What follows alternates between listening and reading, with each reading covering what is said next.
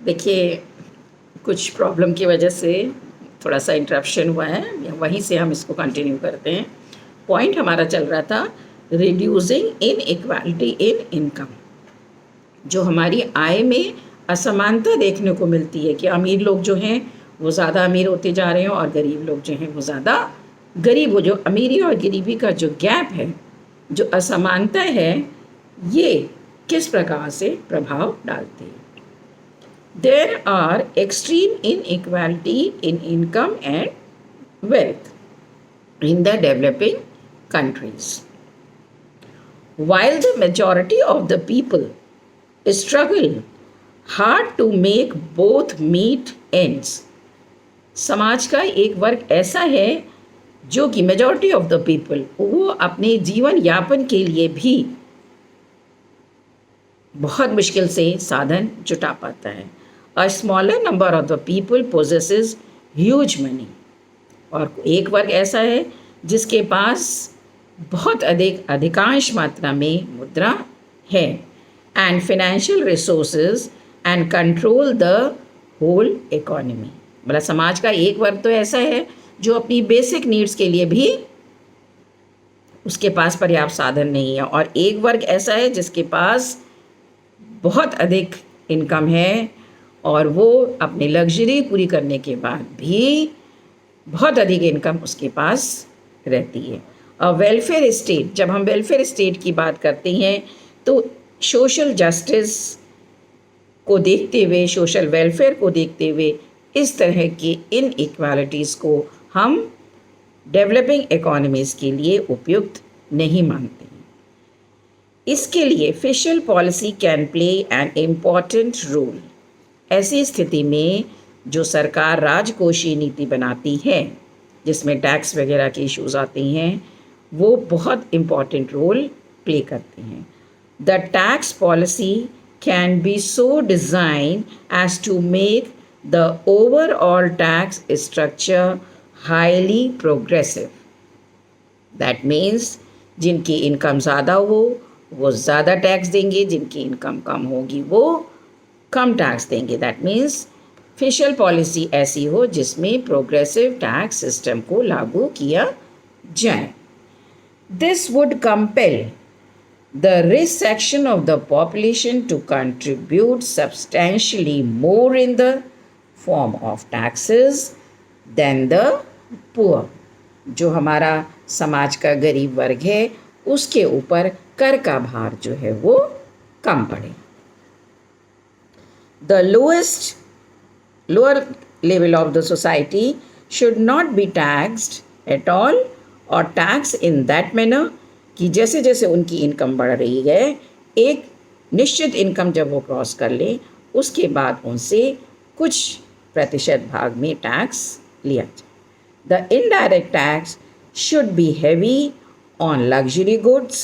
जो luxury goods होते हैं उन पे ज़्यादा टैक्स लगाना चाहिए, क्योंकि लग्जरी गुड्स जो हैं वो ऑब्वियस सी बात है हायर क्लास ही उसको यूज़ में लाता है।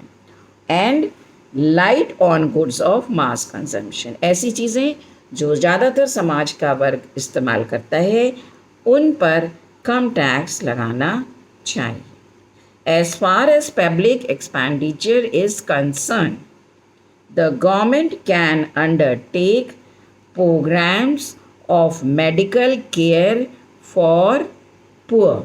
गरीब लोगों को निःशुल्क स्वास्थ्य सेवाएं, मेडिकल सेवाएं, free education to poor children, provide free housing sites to poor landless laborers, etc. ये बहुत सारे ऐसे पॉइंट्स हैं जो सरकार या पब्लिक एक्सपेंडिचर सरकार ऐसा करती है जिसमें कि समाज का वो वर्ग जो कि लोअर क्लास में आता है, जिसकी पर कैपिटा इनकम कम है, उनकी आवश्यकताओं को देखते हुए सरकार उनको ये सेवाएं या पब्लिक एक्सपेंडिचर करती है या अपनी फेशियल पॉलिसी ऐसी बनाती है कि समाज का लोअर तबका जो है वो भी इससे लाभान्वित हो सके। Thus, by a judicious mix of tax policies and public expenditure policies, government of the developing economy can help in reducing economic inequality. इस तरीके से सरकार जो है वो इकोनॉमिक इनइक्वालिटी या आर्थिक असमानता को काफ़ी हद तक दूर करने में सफल हो सकती है. लेकिन however, there are economic limits on making the tax structure too progressive. As such, a tax structure is likely to affect adversely the ability and willingness of the private sector to invest. मतलब progressive tax भी इतना ही लगाया जा सकता है जितना कि वो अपर क्लास को भी एडवर्सली इफ़ेक्ट न करे या उनकी विलिंगनेस या एबिलिटी टू इन्वेस्ट को एडवर्स इफ़ेक्ट न करे. Next point, reducing unemployment and under employment. हमारी अर्थव्यवस्था में जो अनएम्प्लॉयमेंट या बेरोज़गारी की स्थिति है या अंडर एम्प्लॉयमेंट की स्थिति है, इसको फिशल पॉलिसी के माध्यम से सरकार कैसे दूर कर सकती है. Public expenditure programme can play a specific role in this regard.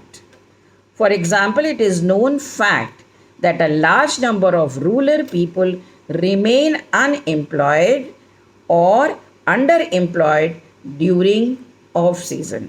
हम सब जानते हैं भारत जो है एक कृषि प्रधान देश है और हमारी इकोनॉमी जो है वो एक एग्रीकल्चर इकोनॉमी है. यहाँ पे सीजनल अनएम्प्लॉयमेंट की स्थिति देखने को मिलती है.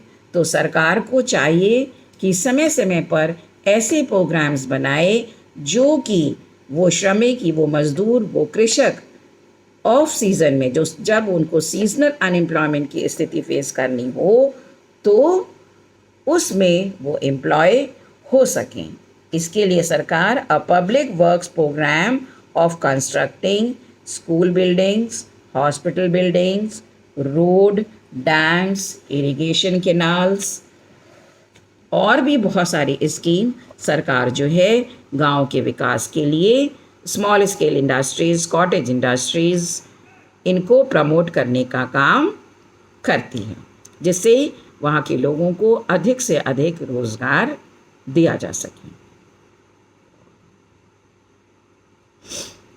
Public works program have been initiated by a number of developing countries including India. Bharat में इस तरीके के बहुत सारे प्रोग्राम्स चलाए गए हैं. आप जानते हैं सरकार हर समय, वर्तमान में भी सरकार का यही प्रयास है कि ज़्यादा से ज़्यादा रोज़गार जनरेट किए जाएं, लोगों को ज़्यादा से ज़्यादा रोज़गार उपलब्ध कराए जाएं. इस क्षेत्र में सरकार आज भी अपना सक्रिय योगदान दे रही है. Next point, controlling inflationary tendencies. Fiscal policy का ये एक महत्वपूर्ण पार्ट है कि इन्फ्लेशनरी प्रेशर को कम करने के लिए भी सरकार अपनी फिशल पॉलिसी का सहारा लेती है.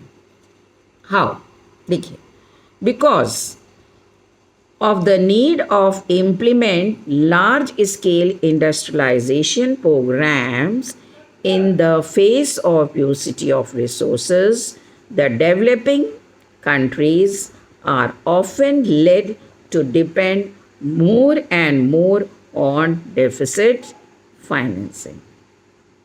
डेवलपिंग कंट्रीज़ जो हैं अपने इंडस्ट्रियलाइजेशन या लार्ज स्केल प्रोग्राम्स जो अडॉप्ट किए जाते हैं उसके कारण जो अपने रिसोर्सेस के लिए सरकार जो है कभी कभी डेफिसिट फाइनेंसिंग पर सरकार को निर्भर करना पड़ता है.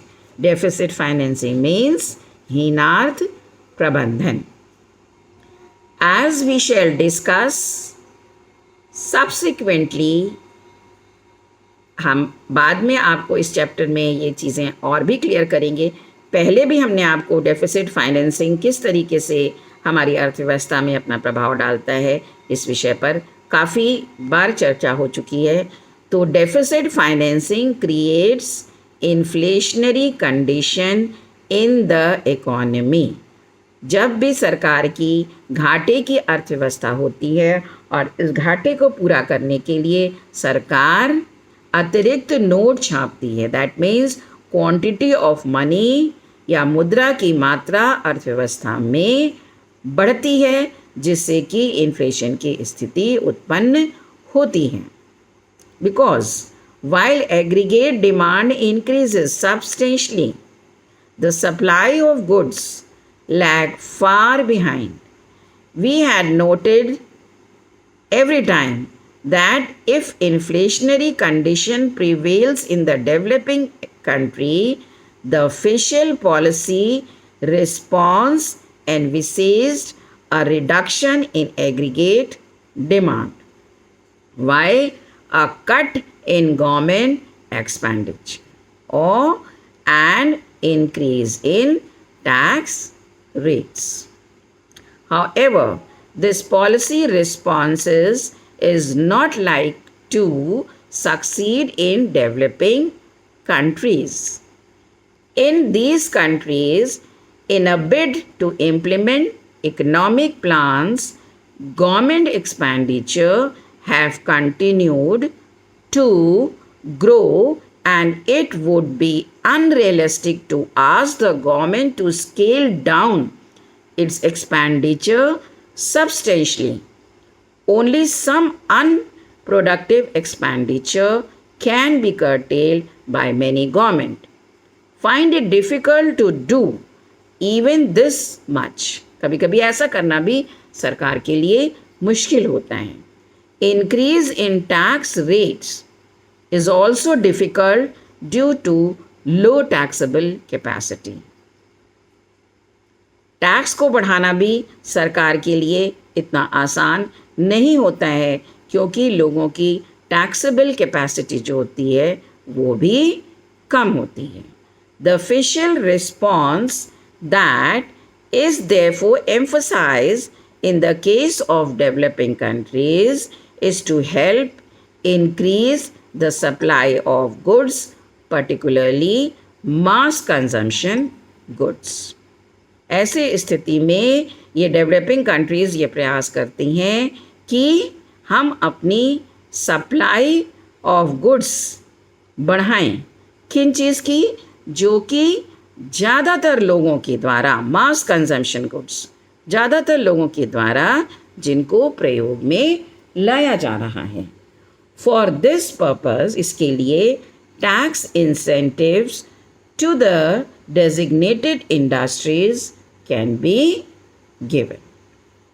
तो यहाँ पे हमने ये देखा कि किस तरीके से ये जो हमारी फिशल पॉलिसी है इसका क्या ऑब्जेक्टिव है, या किस ऑब्जेक्टिव को ध्यान में रख के ये फिशल पॉलिसी सरकार के द्वारा बनाई जाती है।